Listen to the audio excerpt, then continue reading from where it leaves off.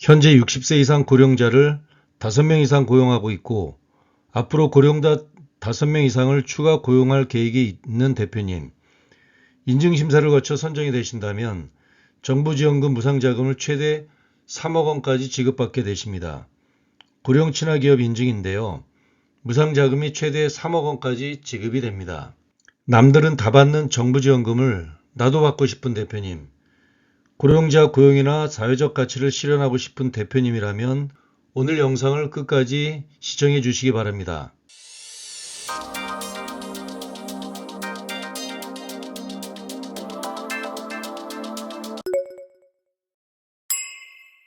오늘 영상의 핵심 내용은 2023년 고령자 친화기업인데요.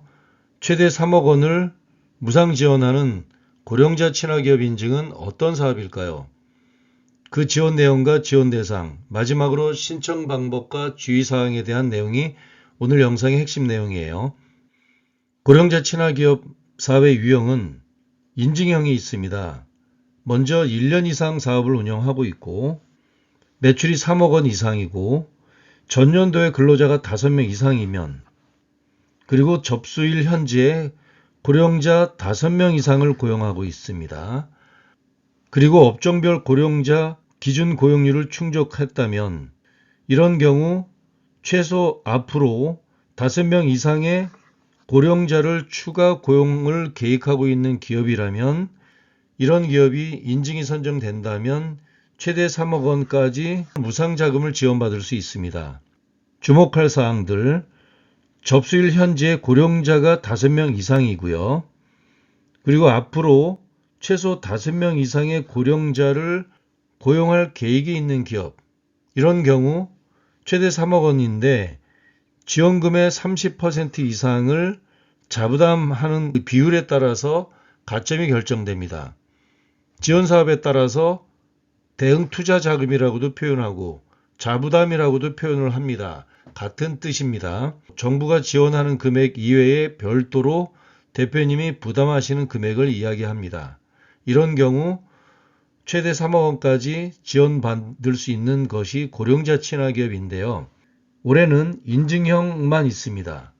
현재는 이 창업형 제도는 사라졌습니다. 그런데 정부의 정책이기 때문에 작년까지는 이 창업형이 있었는데 또 2024년, 2025년에는 이 창업형이 다시 부활할지는 그때 가서 판단할 수 있을 거라고 봅니다. 지원 내용을 살펴볼까요? 최대 3억 원의 지원 내용은 고령자 적합 장비 설비에 대한 편의시설을 설치 구입하는 비용으로 사용할 수 있고요. 고령자에 대한 기업이 부담하는 사회보험료도 있고요. 고령자 적합 직무에 대한 교육 비용에도 투자할 수 있고요. 그리고 제일 중요한 고령자 사업 추진에 필요한 홍보 마케팅 비용, 다양하게 쓸 수 있습니다. 사업에 필요한 전문 인력 인건비, 마지막으로 고령자 고용 확대, 고용 유지에 필요한 다양한 간접 비용 이렇게 사용할 수 있습니다. 이 내용에 대해서 정부 지원금을 사용할 수 있고요. 기업 성장 지원 컨설팅도 별도 컨설팅도 지원을 합니다. 좀 특별한 경우가 있습니다. 지원금을 사용하는 내용들이고 고령자 친화기업의 인증을 받을 경우에는 고령자 친화기업 생산품 용역에 대한 정부 공공조달청의 우선 구매 제도를 지원받을 수 있습니다. 이 내용 좀 별도로 좀 중요한 내용이고요. 또 정부 입찰 참여 가점에 적격 심사 신유도 평가에 1.25점이 플러스될 수 있습니다. 현금성 지원과 별개로 정부의 정책적인 지원이 따로 있다는 것 기억하시면 좋을 것 같습니다. 지원 규모는 신규 고용 1인당 500만 원에 대해서 지원 기준이 되고요. 최대 3억 원까지 지원받을 수 있습니다. 업종별 기준 고용률이 있는데요. 업종에 대해서 내용을 보신다면 모든 업종이 지원이 가능하다는 것들을 살펴볼 수 있겠고요. 업종에 따라서 60세 이상의 고용 비율이 고용산재보험에 대한 통계를 근거로 나왔는데요.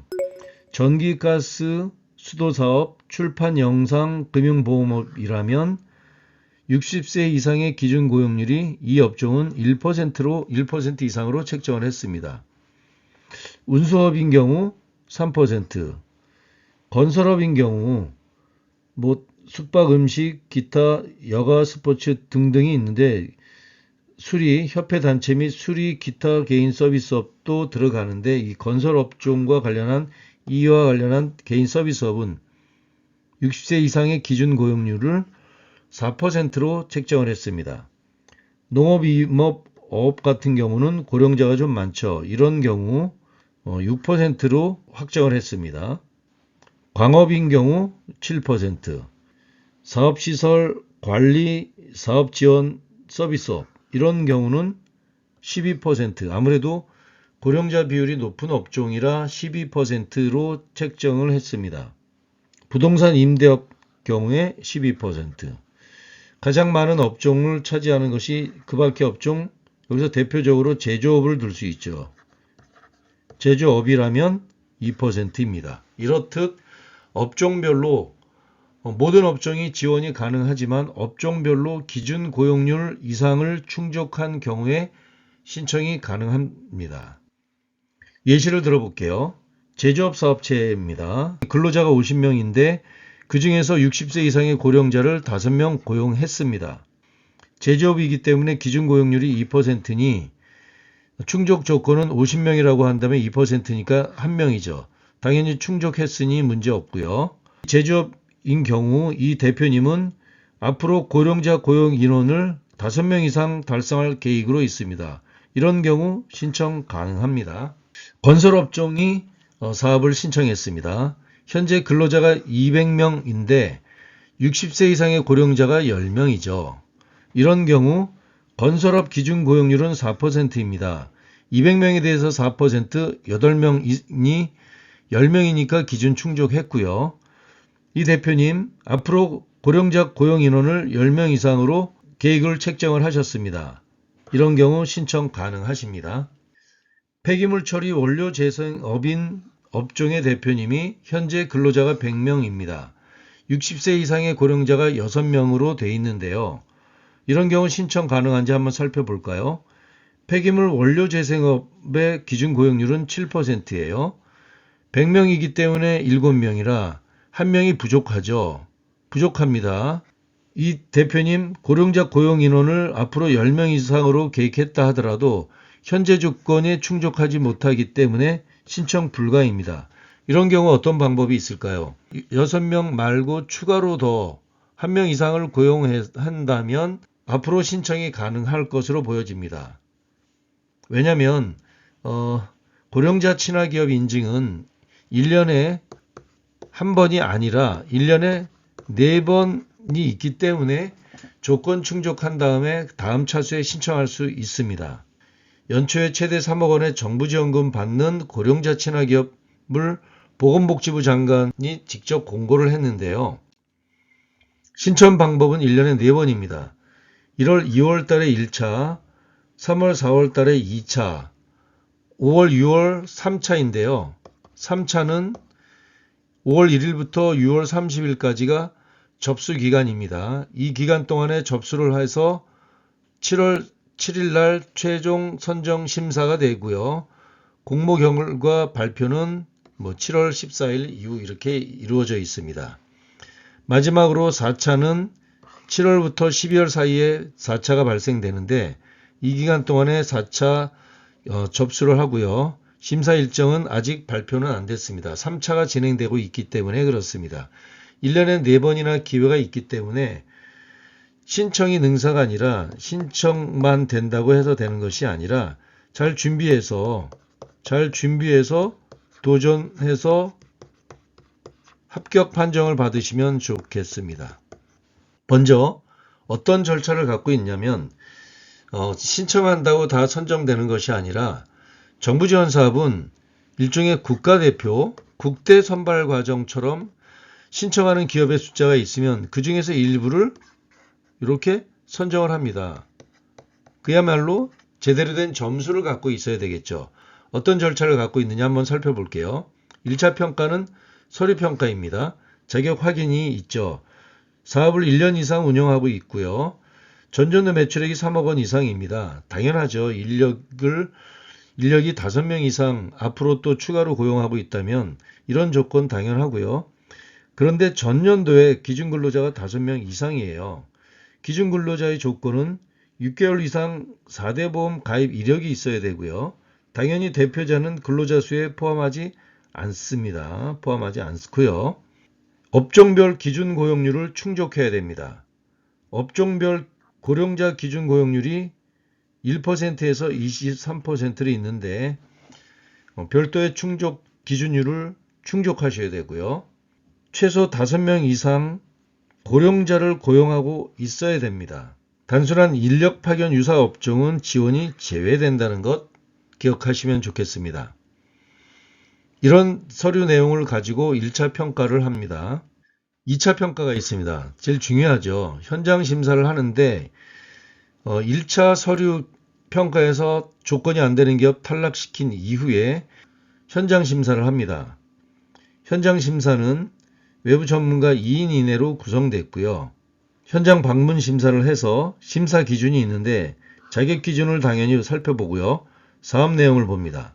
수행 능력도 평가하고 사업 효과를 보고 대응 투자하는 내용들을 봐서 이 5개 내용을 갖고 평가를 하는데 평가 점수 70점 이상을 득점한 기업에 대해서 그 이후 3차 평가 위원회 평가로 넘기게 됩니다. 3차는 위원회 평가예요. 현장 평가 심사 기준 제일 중요한데요. 여기서 대부분 사실상 당락이 결정되는데 일단 세부적인 합격 노하우는 별도 영상을 제작할 계획이 있고요. 일단 수행 능력이 35점입니다. 수행 능력에는 공통적으로 자격을 판단하고 그 다음 기업의 건전성, 사업화 능력, 비영리 기업이라면 사업화 능력을 보죠. 기업의 내용을 평가한다는 것입니다. 그 다음 사업 내용이 바로 25점. 사업 내용의 적합성과 노인 업무의 적합성, 시장 경쟁력 확보 가능성이 25점이에요. 사업 효과를 봅니다. 25점 평가하는데 고용 창출 효과, 추계 연계 사업 확대 가능성, 지역사회 파급 효과 및 인식 개선 기대 효과 이런 것들을 25점을 봅니다. 대응 투자를 보는데요. 자부담입니다. 대응 투자는 자부담에 대한 내용이에요. 국가가 지원하는 금액과 별개로 대표님이 부담하는 것 별개의 부담입니다. 그걸 자부담이라고도 표현을 하고 대응 투자라고도 표현을 합니다. 정부 지원 사업은 대부분 100만원, 200만원짜리 정도를 제외하고 5천만원, 1억, 5천만원 넘는 금액은 대부분 다 자부담을 갖고 있습니다. 그것을 대응 투자라고도 표현을 합니다. 이 대응 투자가 국가가 지원하는 것 대비 90% 이상을 투자한다면 최대 점수 15점을 받을 수 있고요. 30% 미만이라면 빵점을 받습니다.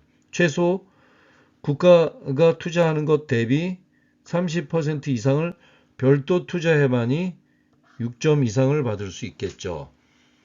만약에 대표님의 역량이 수행 능력과 사업 내용, 사업 효과가 거의 만점에 가깝다면 대응 투자를 적게 하셔도 되겠지만 만일 수행 능력, 사업 내용 이 내용이 좀 부족하다고 한다면 대응 투자를 좀 더 점수를 많이 올려야 된다는 것 기억하시면 좋겠습니다.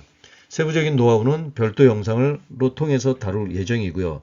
가점이 별도로 있습니다. 이 가점은 3점이 추가가 됩니다. 따라서 총점 100점에 플러스 3점 이래서 103점이 만점입니다.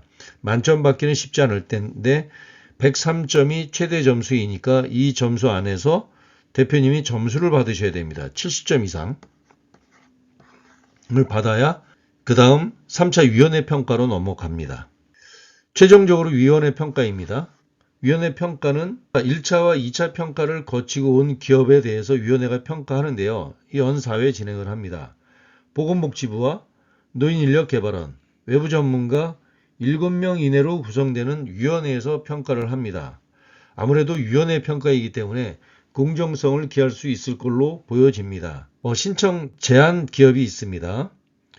사업 중단 조치를 받은 기업, 그리고 기업의 부도 하위 이러면 안 되겠죠. 불량거래처, 국세지방세 체납이라면 당연히 안 되겠죠. 임금체불 기업도 안 되고 사회보험료 미납이면 안 됩니다. 공통사항이죠.